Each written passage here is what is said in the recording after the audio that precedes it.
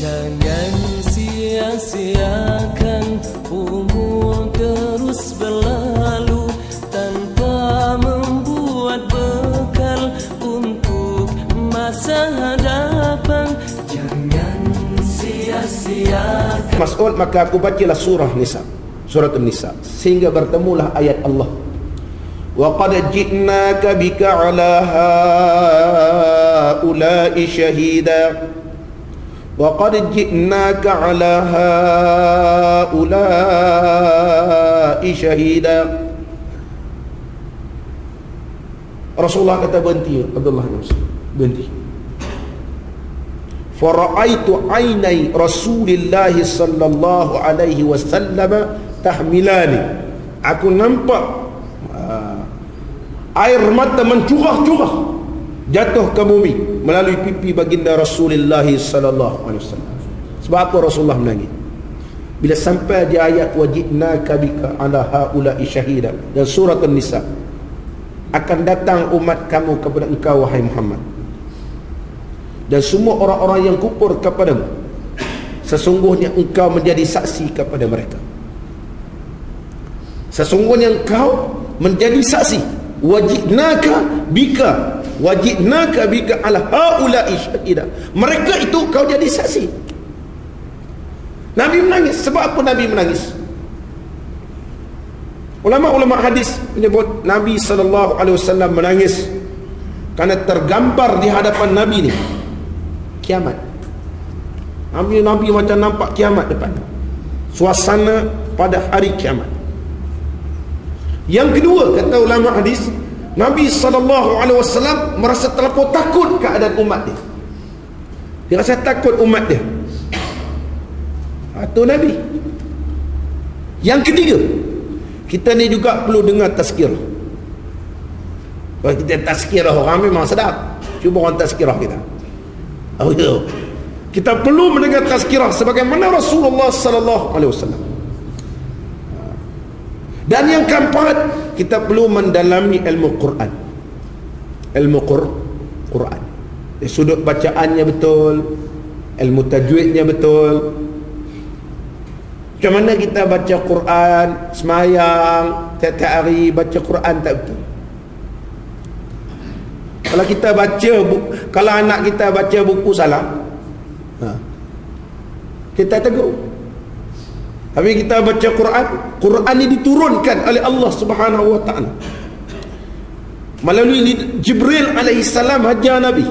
Oleh sebab itu juga kita perlu mendalami ilmu Quran. Bukan sekadar maknanya kita tahu tafsir, tapi bacaan juga kita perlu perbetulkan supaya bacaan kita diterima oleh Allah Subhanahu wa ta'ala. Oleh sebab itulah Nabi kata, siapa nak belajar Quran, nak betul bacaan, belajarlah dengan Abdullah bin Mas'ud. Abdullah bin Mas'ud bacaannya betul. Jadi kita kembali hadis Nabi yang diriwayatkan oleh Al-Imam At-Tirmizi dan disebut dalam kitab Asy-Syama'il Muhammadiyah, kepribadian baginda Rasulullah sallallahu alaihi wasallam, ataupun terjemahan sekarang ni dan terjemahan sekarang ni insan teladan sepanjang zaman. Dalam bab Nabi sallallahu alaihi wasallam menangis. Nangis Nabi mengenang umat dia. Bagaimana keadaan umat aku besok? Bagaimana keadaan umat aku? Tapi umat Nabi SAW tak pernah sayang pada Nabi. Itu yang kita sedih. Nabi dengar ayat Quran nangis dia, mengenang keadaan umat. Tapi umat dia tak ada rasa apa pun. Bila orang kutuk Nabi, orang hina Rasulullah, hina sunnah Rasulullah, hina Al-Quran. Allahu Akbar. Ini akhir zaman. Akhir zaman. Muslimin dan muslimat rahimakumullah. Dan Nabi menangis, takut bahawa sesungguhnya umat dia, sebagaimana yang disebut oleh Allah Subhanahu wa ta'ala dalam Quran, keadaan orang yang kufur kepada Allah ni diberi minum oleh Allah Subhanahu wa ta'ala dengan air yang begitu panas sehingga memutus tali perutnya. Itu Nabi rasa takut. Dan Allah menyatakan lagi dalam Al-Quranul Karim dalam suratul Hajj ayat 20 hingga 22. A'udzubillahi minasyaitonir rajim. Yusharu bihi ma fi butunihim wal julud. Allah berfirman, yusharu bihi, akan dihancur luluh ma fi butunihim, apa yang ada dalam perut mereka. Orang kufur pada Allah. Wal julud, dan juga kulit-kulit mereka hancur habis. Walahum maqami'u, bagi mereka ni ada pencangkuk-pencangkuk min hadidin, daripada besi.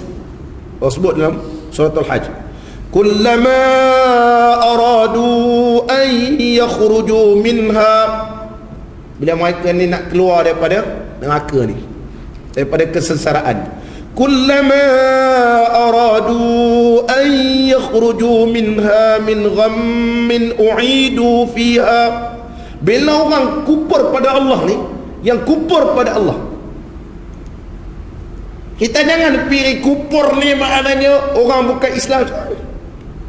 Memang itu ada orang musyrik. Kufur tak kira siapa yang mengingkari perintah Allah, yang melawan hukum Allah, melawan sunnah Rasulullah, sama dia.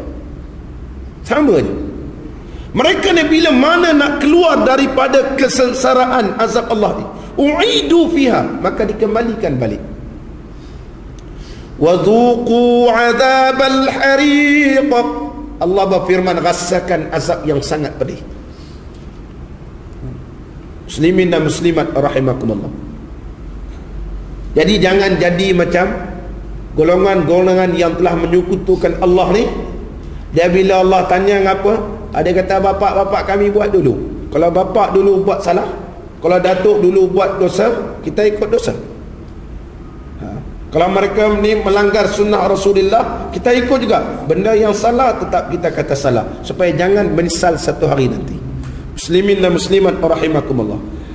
Maka sekalian sanak saudara, jangan kamu ikut akan sekalian perbuatan ibu bapa kamu apabila bersalahan agama Allah Ta'ala.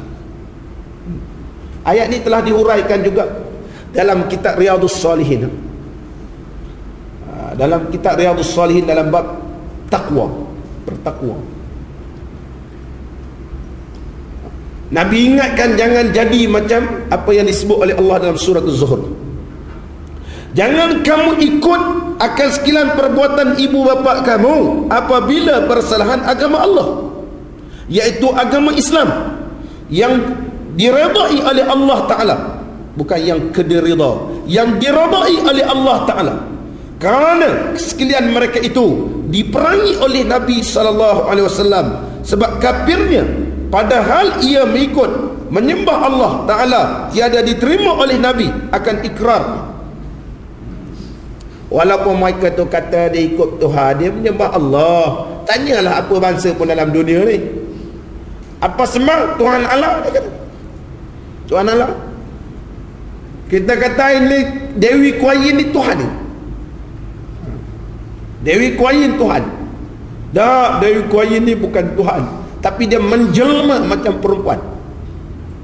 Pergi tanya Cina, siapa kawan dengan Cina, pergi tanya. Selalu sembang-sembang kat kedai, pergi tanya ni. Ni Dewi Kuan Yin Tuhan, bukan Tuhan, tapi dia menjelma macam perempuan. Sebab apa dia jelma perempuan? Bila kita tanya, kita kalau mau minta barang, minta dengan amak. Amak mesti kasih. Kita tak minta dengan bapak. Oleh sebab itulah patung dia ada dalam kat rumah Dewi Kuan Yin. Sebab apa? Supaya boleh minta. Dewi Kuan Yin ni ada dua beradik pula tu. Tuhan ada dua beradik. Satu Lakshmi. Tu yang kat Batu Keh. Dia ada beradik. Dia beradik. Oleh sebab itulah kalau kita tengok dekat Batu Keh, Hindu pun wel-wel, dia pun wel-wel. Cina. Sebab apa? Dia boleh bernazar sama Tuhan. Sama. Itu sebab dia orang boleh. Dia sama aja. Dia punya aliran sama.